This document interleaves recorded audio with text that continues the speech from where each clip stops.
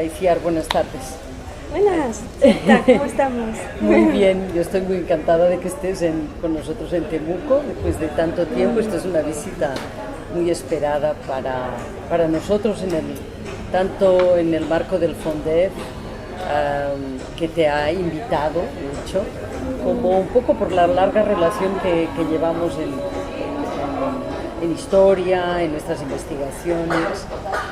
Entonces yo creo que para muchas personas aquí en la universidad este tema de la interpretación es un tema un poco raro, o sea, requiere un poquito de explicación.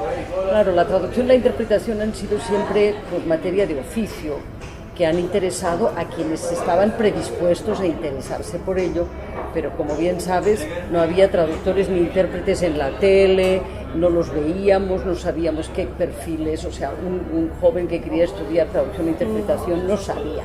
Pero últimamente hemos visto como un cambio. Yo creo que en las carreras tuya y mía, que llevamos pocos años en este mundo, hemos visto pasar este paso de una época en que nadie conocía, no se hablaba, no era ¿verdad? tan habitual, sí. Claro. Y en cambio ahora parece que gozamos de una cierta visibilidad. No sé si me equivoco, ¿estarías de acuerdo en decir sí, eso? Claro que sí. Lo primero de todo, antes de responderte, mil gracias por la hospitalidad con la que acogéis en Temuco. Es el sur, es la hospitalidad Estoy segura sureña, de que no es solo esto. una especialidad ni del grupo de investigación Alfaqueque, ni del núcleo de estudios interétnicos e interculturales, ni del FONDEF que lidera nuestro colega Fabián Le Boñet, porque lo he sentido también en el resto de las personas con las que he podido tener contacto estos días. Yo también tenía muchas ganas de volver, y a medida que uno va conociendo la región y las gentes, el gusanillo y la atracción es mayor, eso te lo puedo asegurar.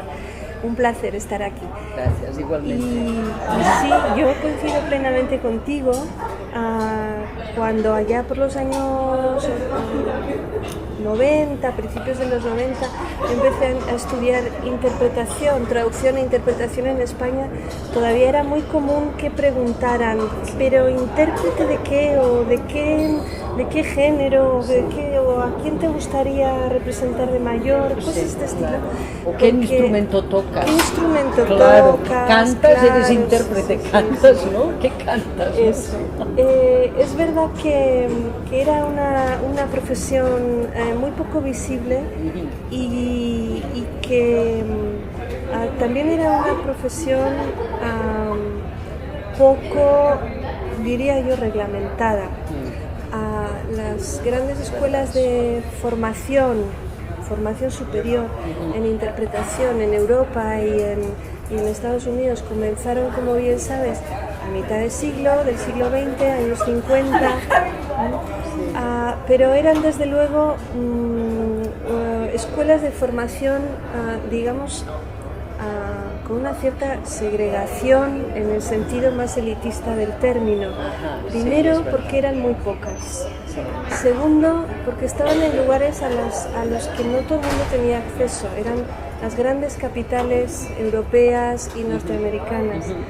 Y tercero, porque lo que allí se enseñaba era básicamente la disciplina, digamos, más... no quiero decir elitista, pero de más prestigio. Más prestigio. Era la interpretación de conferencias, ¿no? internacionales.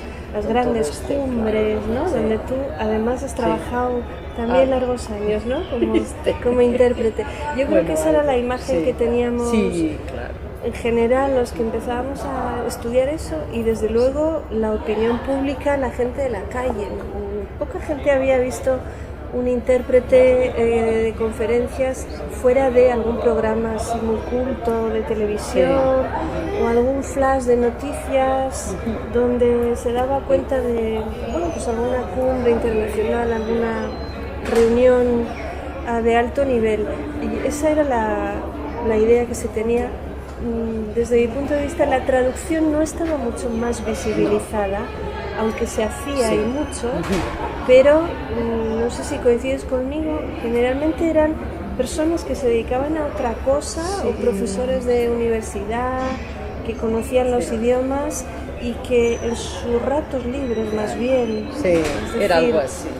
Y a veces sin remuneración, sino simplemente por amor al arte, pues se dedicaba a esto. Era una situación, un poco oculta, pero que tiene que ver, creo yo, directamente con la propia evolución en la profesionalización del oficio.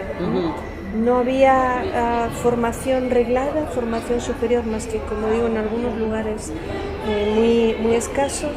La remuneración tampoco estaba muy establecida, a veces ni existía. Fuera de esos condiciones laborales, pues selectos, ¿no? La IC, ¿no? Que nace también a mitad del siglo XX, la Asociación Internacional de Interpretación de Conferencias, empieza a regular un poquito la profesión, pero esa profesión de prestigio reservada nada más a los entornos de diplomáticos. Las buenas condiciones eran de unos cuantos, pero todo el demás, la cantidad de gente que mediaba en todo tipo de situaciones eran pues gente de a pie que no tenían mayor reconocimiento ni tampoco mucha formación. En cambio esto ha ido cambiando, es verdad. Sí tenían alguna formación lingüística, ¿no? Que como todos, ¿no? Pues habíamos ido adquiriendo un poco con el paso del tiempo, con la experiencia, con las vivencias, pero es verdad que era en su mayor parte un oficio un poco improvisado, ¿no? En ese aspecto. Y han cambiado mucho las cosas. En algunas partes. En algunas partes. Yo diría que en América Latina. Es otra cosa. En Europa ha cambiado bastante la situación, al menos en el entorno de la Unión Europea, que es lo que yo más conozco, y han cambiado, creo que para bien. Me parece que estamos en una senda ya insoslayable que va hacia la profesionalización, y sin embargo será la paradoja de que la propia profesión ha eclosionado también en algunos aspectos, desarrollando con mucha intensidad modalidades o variantes que antes o no se practicaban tanto, y lo digo entre comillas, porque las dos hemos estudiado a lo largo de muchos periodos históricos el ejercicio de esta profesión, y sabemos que se practicó desde hace miles de años, pero en aquella época o no se practicaban tanto, o la propia sociedad no era consciente de que era una práctica necesaria. Estoy hablando de lo que ahora se llama la interpretación en los servicios públicos, es decir, un desempeño cuyo objetivo principal es permitir que personas que no hablan la lengua del país o la lengua de una institución en concreto puedan acceder, y es muy importante que ese acceso sea en igualdad de condiciones a un servicio público, como pueden ser los tribunales, los hospitales. A mí me llamó mucho la atención y lo he dicho mucho aquí en clase y en conferencias y con los colegas, la importancia de la traducción y la interpretación contra la exclusión social, que esto ha sido como la gran, ha sido el gran tema. Realmente es lo que nos ha preocupado, y dentro de este marco es que estás aquí en realidad, porque el FONDEF que te ha invitado tiene como objetivo justamente cerrar esta brecha que hay en la impartición de justicia, que se debe al precario ejercicio de los derechos lingüísticos de la minoría mapuche. Entonces ahí, a ver cómo, tú llevas pocos días aquí, es un tema que era relativamente nuevo para ti, aunque te mandé muchas cosas para leer, pero en fin, yo creo que te has tenido que compenetrar de esto muy rápidamente. ¿Qué puedes decirnos ahora, un poco así, aunque sea improvisado, pero visto desde fuera, qué impresiones, aunque sean preliminares? Muy preliminares, porque es verdad que la sociedad mapuche, no solo como como lo hemos venido tratando muchas veces en nuestras investigaciones como objeto de investigación, ¿no? Pero también como entorno político, social, económico, cultural, cada vez ha empezado a ser más próximo, gracias a las invitaciones de unos y otros a la zona de la Araucanía, y el acercamiento muy rápido que he podido tener estos días, para mí ha sido fascinante, te lo digo de verdad, porque intuyo, desde el poquito contacto que he tenido, intuyo primero que por un lado también en la Araucanía y en el Estado chileno se ha iniciado la senda del reconocimiento de identidades, o más que de identidades, de alteridades, si quieres, ¿no? De alteridades, y también se ha iniciado una senda en la que el mero hecho de que exista el estado del bienestar obliga al propio Estado a garantizar derechos. Sí, aunque sea poco estado de bienestar aquí, pero bueno pero obligados por las razones que todos sean. Nos quejamos del bienestar de nuestros estados, independientemente de en qué lugar del ranking esté. Todos queremos emular a Australia y a Noruega, pero uno piensa en comparación con sociedades en las que, o bien por razones de conflicto bélico, de situación económica, no es posible hablar siquiera de acceso de la población a determinados servicios públicos, cuando menos de acceso en igualdad de condiciones.